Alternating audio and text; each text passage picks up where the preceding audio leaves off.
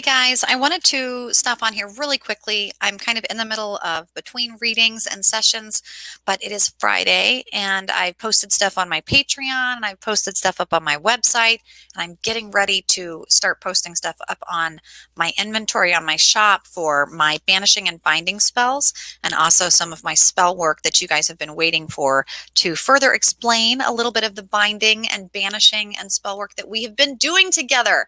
So that's exciting, and I'm wondering if there's anything that you would like to be adding to the binding banishing conversation. If there's any spells that you are working this Friday or that you would like to add them to the list, or you have questions for me before I go on and do that video to share, let me know so that way I can do it for you. And I can put it on there and I can answer some of those frequently asked questions as a whole, so we can help everybody.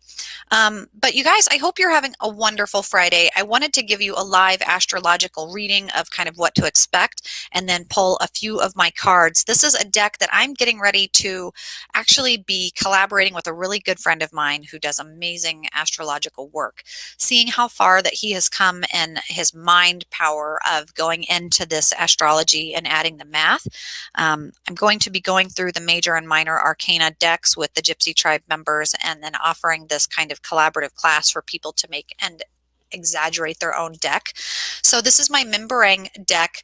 I know that you guys do kind of like it when I do these readings. It's a beautiful deck. The cards are enchanting. They're beautiful. They're whimsical, right? But I won't lie, I don't love them. I don't love them. So when I get a deck that I don't love, I will sometimes donate it or give it as a gift, or I will redo them or recraft them somehow. So Mary says, I don't know much about this, but can you banish MS? Oh, that's such a sweet question.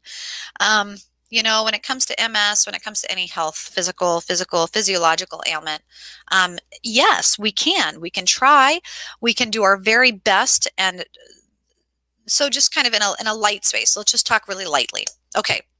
So to bind, this comes up a lot, and I think people maybe go first to Hollywood's like, I bind you, Nancy, in which case maybe you're even seeing string, you're seeing bound lips, you're seeing voodoo dolls constrained and wrapped up. And this is a real thing, the binding to constrain, but it doesn't necessarily mean a bad thing. I think of my experience working in a psychiatric facility where you have someone, or maybe like even in law enforcement, you have someone who's really, really crazy. They're really chaotic and they're causing harm to themselves and others. And what you need to do is you need to restrain that energy. You need to calm that energy down. You need to take everything in the yang and the air and fire space, and you need to restrain it. You need to bring it in. You need to calm it down. We need to reel it in. We need to get control. We need to go back to the source. We need to go in. And so a binding, you're actually taking something and you want to minimize the bad and amplify the good. So we're doing a little bit of alchemy here. We're doing some math equation, and the bind, we're bringing it in and we're sewing and we're wrapping and we're doing the work and we're weaving the fate cord to restrain something so that from here on out, you are only going to be anchored to this. You are going to be doing no harm. And again, we don't work with negatives, so that kind of is a bad representation of binding. Instead, it would be that we're binding it, we're anchoring it to, we're tattooing, we're sealing. Binding magic is done differently for every witch. Whatever you thought of when you thought of binding, like a book, or binding like BDSM, or binding as in eggs and flour, we all work our magic in different ways. But to bind something is going to be a very different process than to banish. Now, when I banish something, when I'm banishing something, this is the equal and opposite effect, where to bind is to bring it in and calm it down and to seal it and constrain it. To banish it, we want it to go out. We want it to go back where it came from and never return. We want it to be gone. This might be exiling, kicking out, get on out of here. It might be a very violent process. It could be hurtful. It could be physically destructive to banish. can be loud because it starts in air. You want to refrain that precipice of yin and yang on your vessel and seal it up and do that shielding and protecting so that when you're banishing something out, you're sending it to another location. Now, again, if you don't have the location that you're sending upon a banish, you don't know what you want, you're not sure what's going, you just know you don't fucking want it anymore, then, like, for example, heartache, going, you know what, I don't want the negative pain associated with this. I don't want the self-deprecating depression, the skeptical thoughts, the questioning. I don't want this. I do want love. I want healthy love. I want healing love. So I want to bind myself to positive growth, stability, and good things. And I want to banish bullshit, negativity, gossip, ain't none of your business. Like that stuff. That stuff can be banished. And some people, they banish, it's very specific. Some people, when they banish, man, they write it down, tear it up, burn it up, blow it away, scatter it. When you look at the synonyms for banish, that's a good space to start for where you might do your magic. When I do NLP, neuro-linguistic programming, for me, it's a part of my graduate training for interrogations and interviewing and assessments for diagnostic. But I also apply it to my magic. So when I'm working as an author, when I'm working as a linguistic person for just storytelling, this is so important in magic. So how are you banishing? What are you banishing? Who, what, when, where, why? This is kind of an interesting thing. Now, Mary says, I don't want to set this on or anyone else. I'd be okay with binding it so it just does less damage. Absolutely. And that's the idea, is if you bind something to you, and someone, you're responsible for it. It's the old Cherokee tale of, which wolf are you going to feed? If you are binding something that you don't like, or binding something that is something that takes a lot of responsibility to watch and manage and nourish, and it could be exhausting. Maybe you want to banish it, say, get the hell out of here and don't come back. Sometimes we seal that with a curse. Curse is very specific magic. I love talking about curses. They are a peephole. They are like a glory hole. They're like a glory peephole. Is that a thing? I don't think it is. It is both a glory hole and a peephole into a person's vulnerable magic. So we'll talk about curses later, or if you're in the Gypsy tribe, you've probably already discussed it with me this month. But we're talking love magic. So with binding and banishing, these two very important parts of magic, I like to do them together. I like to bind the good stuff and banish the bad stuff. I like to have that moderation. I like to know what it is I'm taking care of and keeping responsible for, and then banishing the other stuff. And how I banish, I want to banish some physical pain. So yeah, this is what I would think of with like MS, or for me, worry, anxiety, things that I don't want. And it's important. Some things we don't want them, but it's, can't always get what you want. You get what you need. Evaluate, shadow work, introspection. Do I want this? Do I need this? Is this good for me? No? Okay, give it back. Give it back to the universe. And if you're pagan, if you're Wiccan, if you're Thelemic, you're probably doing some type of recycling. If you're Christian, you're probably doing some type of confession. If you're maybe you're doing a martyr, maybe you're doing service work, maybe you're doing volunteer, philanthropic. I don't know. It depends on what kind of magic you work, right? What your belief system is. There is no right or wrong, but to banish would be, you know what, I need to, it's important to understand energy. Why I do binding and banishing together is, if I don't want the responsibility of something and I'm not going to bind, but I do know I have this and I don't want it and I'm going to banish it. If I banish something, just like with a negative behavior and hypnotism, if you're going to stop eating Oreo cookies, or you're going to stop dating Loserville, or you're going to not do this, smoke anymore, you're going to quit something, you can't stop, erase, remove.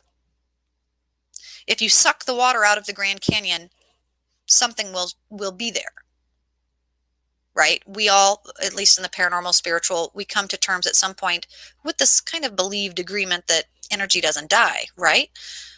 Absolutely it doesn't. It transforms. And so you take the bad out, you banish it that you don't need.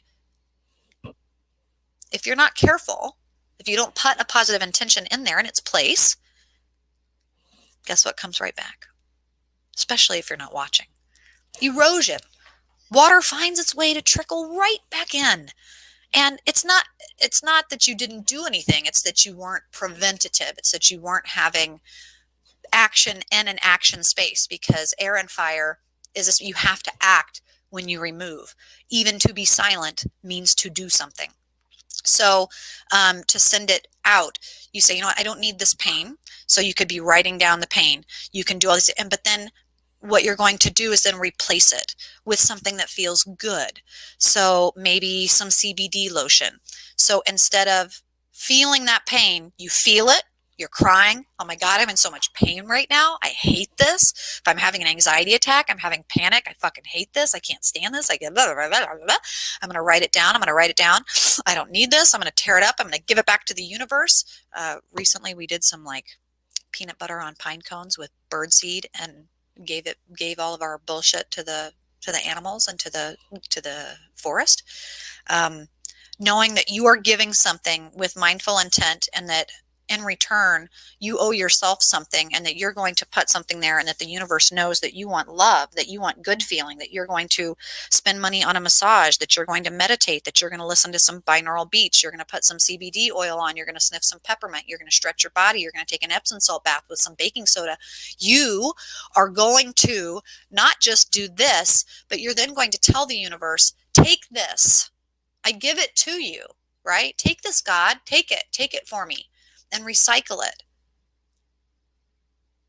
And what I will do in return, that great gypsy barter for the universe, is I'm going to allow myself to give back, to love myself in return, so that you can be very specific with the universe that does love you on what you need to feel better, and to be mindful and focus on the feel good, whatever you can do to feel good, whatever you can do to think about it. The more you think about it, the more you manifest it. I've got some great friends in my coven, great people in and around my village that we work magic together. And man, I see some people wake up every day and say, I'm going to have a great day today. I'm going to play this song. I'm going to feel good. I'm going to look good. I'm going to do it. And you know what? It doesn't matter if they put on makeup. It doesn't matter if they actually do all the things that I think or someone else thinks that someone needs to do.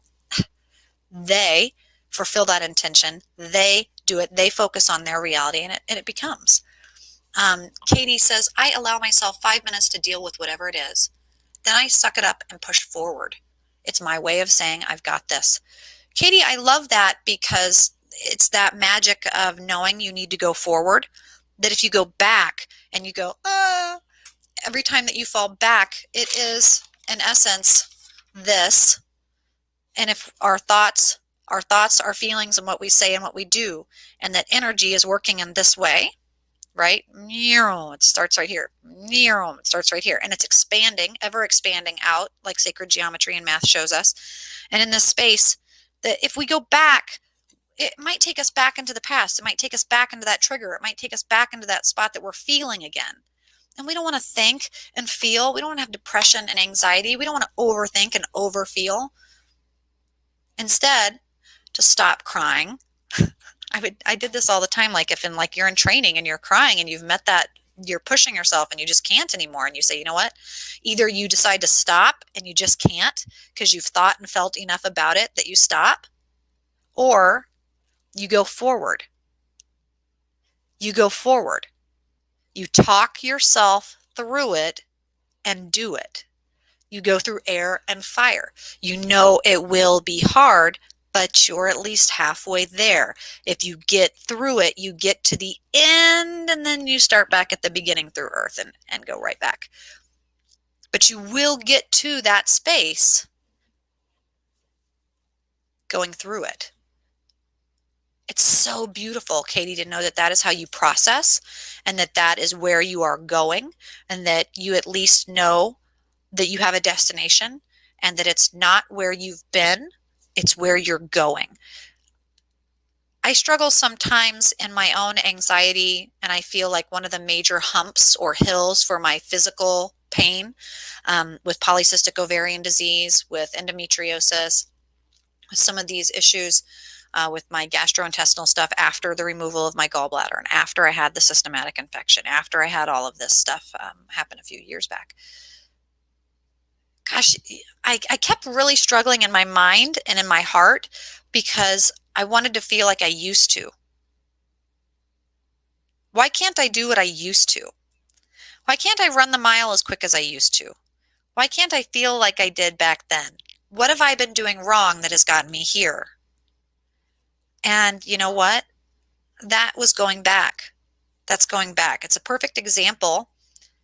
And even as a therapist and counselor myself, I was saying it and not realizing that's what I was doing. And I help people with their own language and process all the time. The idea that, you know what, I will never, this is not going to happen. It's just not going to work. Instead, I have to go forward. I'm going to be whatever Sarah in the future is. And Sarah in the future is going to be this, this, this, this, and this. It's going to be a culmination. It's going to be a sum of, and I can't keep going back. So I'm going to have a six-pack with saggy skin because I've had children. I'm going to have muscles and the body I want with scars and freckles and moles and stretch marks because I'm a person and I'm real and I'm human and I can't, I can time travel on the mind, but this physical body cannot. So for me to try and put those restraints on it is just not realistic. Speaking of one of my absolute favorite manifestors, Anthony. Anthony, joining us in the chat room right now, manifesting some really cool stuff. If you guys are a hip hop fan, and I know I've got Samantha and a few other people, Katie maybe as well. If you are a hip hop fan, if you are a music fan, that's like everybody, right? Who doesn't like music? Go check out Anthony Darst. It's been really fun. Minneapolis, being in Minnesota, there's a Snoop Dogg, Snoop D-O-double-G. La-di-da-di, we likes to potty. We don't cause trouble. We don't bother nobody cause that. He's doing a contest and he's doing some really cool stuff to try and be a part of that. So check that out. He's manifesting. He's making $1 million. He's doing this stuff. Mary says, holy cat, Sarah, my daughter had her gallbladder removed. Yeah, when I got my gallbladder removed, it was a serious ordeal. It played a major impact on my health. It was my gallbladder got infected, then went to my kidneys, and then I had a systematic infection that went to my ureter, to my kidneys, back to my ureter, then went to my ovaries, and then it expanded, and it just was not any fun. So that's something I wish I had known at the time. With gallbladder, you don't have to have it removed, that you can actually do toxic removal things, and that wasn't really an option for me. I went into emergency surgeries one right after the other, so it was kind of a different scenario. But if I could change it, I would. But anyway, you guys, I'm hearing some rustling downstairs, so I'm going to check out who is walking into my home. It could be a stranger. I might have to go put a cap in someone's butt. Oh, it's a friendly stranger. Okay, but I'm going to eat something. I'm going to follow up with stuff, and then I'm going to be on here later doing some free readings for those of you who want a reading. But I did want to let you know I have already pre-recorded Friday's reading. It's 2 cards. It's a little astrological cheat sheet. It's some advice for the day. And if you want, I'm going to be putting up a donations for today. So if you guys want to send me anything and just want a little reading and you're interested in knowing what card I've already pulled or how to use the astrological vibes, I would love your support. I'm saving money for an RV and a stove and a few other things. Medical bills, I suppose, is what I should be saying, but I'm ready to take this show on the road. Screw those bills. Everybody's got bills. I ain't paying my telephone bill. I ain't paying my credit card bill. I ain't paying my student loan bill. I ain't paying none of the bills. I don't think I will. Gonna buy a snake and RV instead. Anyway, we got things to do. We got things to do, things to accomplish, and hopefully we're doing it together in a positive and fun way. So you guys let me know how I can help you, how we can collaborate together and make today the best day possible. And if we win $1 million together, let's get me an RV. Okay. Bye.